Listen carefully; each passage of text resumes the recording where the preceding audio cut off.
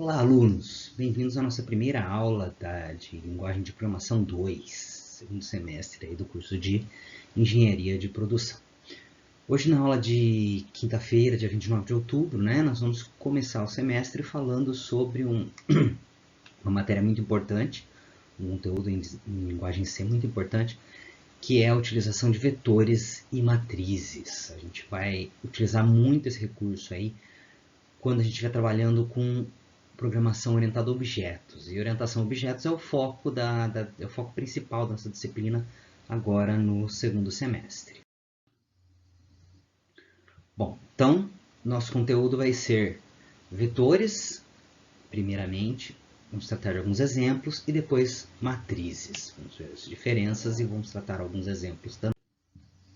Bom, para começar, gente, vetores é uma maneira diferenciada, tá, de armazenar vários tipos de dados numa variável de mesmo nome. Como que a gente vai fazer isso? A gente vai utilizar índices numéricos para essa variável. Então, essa variável vai ter, por exemplo, ali uma variável chamada preço, como dou um exemplo ali, do tipo float. Tem uma observação que na linguagem de programação C, esse vetor, todas as variáveis que vão ser criadas dentro desse vetor vão ter que ser do mesmo tipo. Então, no primeiro exemplo ali, a variável preço, ela é do tipo float. Então, todos os índices dela vão ser do tipo float. Tá?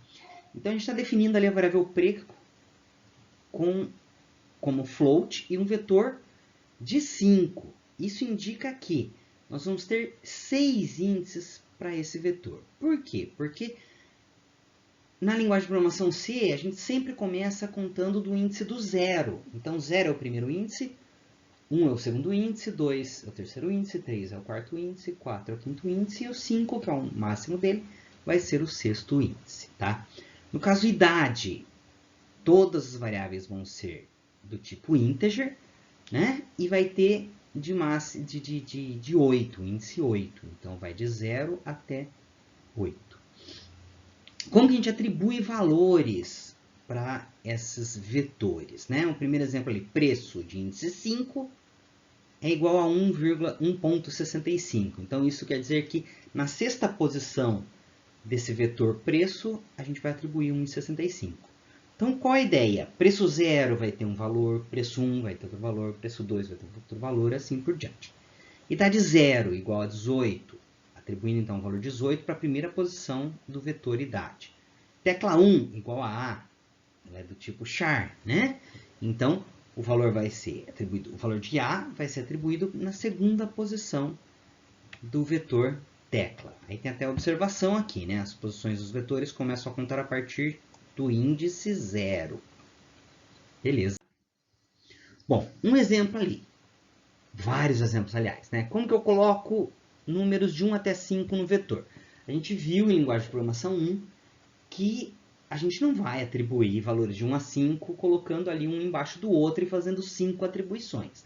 A gente faz um loop, uma repetição, usando o comando for.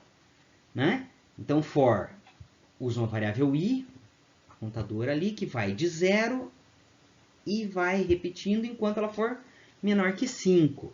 E aí o i++ é o incremento dele. Tá? E aí cada vez que entrar o vetor de índice i, vai valer i mais 1. Então a primeira vez que ele entrar aqui, o i vale 0, o vetor 0, que é a primeira posição do vetor, vai valer 0 mais 1, vai valer 1. Certo? O vetor 1 vai valer 2. O vetor 2 vai valer 3 e assim por diante. Tá? Sempre lembrando que os índices, as posições começam do 0. Aí aqui é ao contrário, colocar os números de 5 até 1 em um vetor. Então, mesmo for vai começar de 0 até 5, que esse aqui é o índice, E aí o vetor 0 vai receber 5 menos 0, guardou 5. Vetor 1 vai receber 5 menos 1, guardou 4. E assim por diante. Bom, um uso muito comum quando a gente trabalha com vetores é o uso de constantes. Constante é um tipo especial de espaço de memória, a gente não pode chamar de variável, por quê? Porque exatamente ela não muda de valor, tá? Então a gente atribui um valor para esse item, para esse espaço especial de memória, e ele nunca vai mudar, vai ficar sempre assim. Então, por exemplo, aqui a gente está definindo uma constante chamada tamanho máximo como 10. E aí, sempre que eu precisar usar esse valor 10, ao invés de eu usar o valor 10, eu uso a constante chamada tamanho máximo. Tá? Qual a vantagem de definir constantes? Se de repente, mais para frente, eu precisar, eu achar que o tamanho máximo não deve mais ser 10, deve ser 20, eu não preciso passar por todo o programa mudando de 10 para 20. Eu só venho aqui na definição da constante, mudo de 10 para 20, e em todos os lugares que aparecer tamanho máximo, já muda de 10 para 20. Então, um uso muito prático aí de constante, tá? O vetor em reais, né, do tipo double, vai ser de no máximo 10 itens. Vou de 1 até tamanho máximo e vou incrementando isso aí, tá? Bom, depois nós temos aqui a leitura dos dados de um vetor. Então eu defino o vetor tudo, e aqui ao invés de ir criando itens, eu pergunto para o usuário, dou um scanf, tá? E pergunto para ele, qual é o valor do vetor de i? Vetor 0, vetor 1, vetor 2, vetor 3, certo?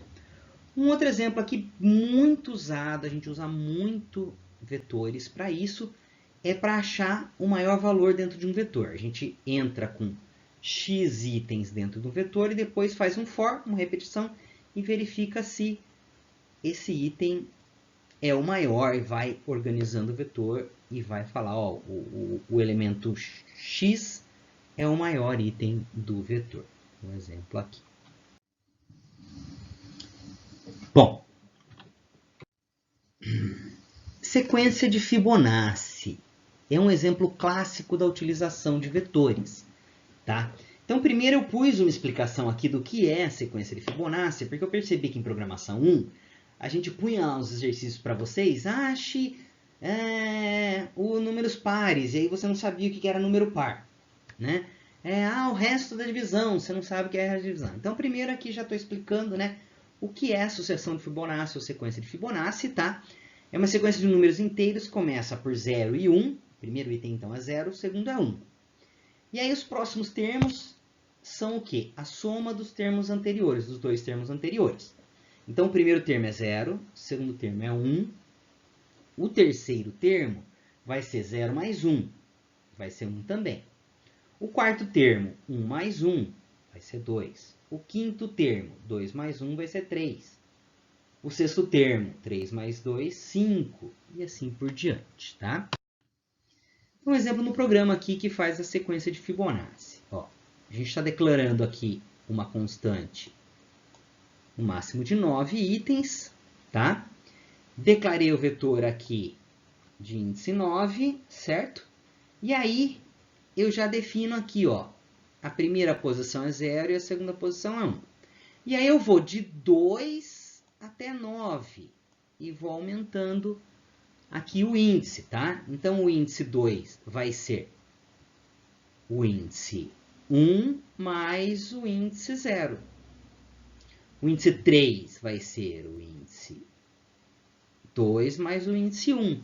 E assim por diante, tá? Então, a gente vai fazendo a somatória. E aí, depois aqui, eu faço um for de 0 até o máximo e mostro, né? O Fibonacci 0 é tanto. O Fibonacci 1 é tanto. O Fibonacci 2 é tanto. E assim por diante, tá?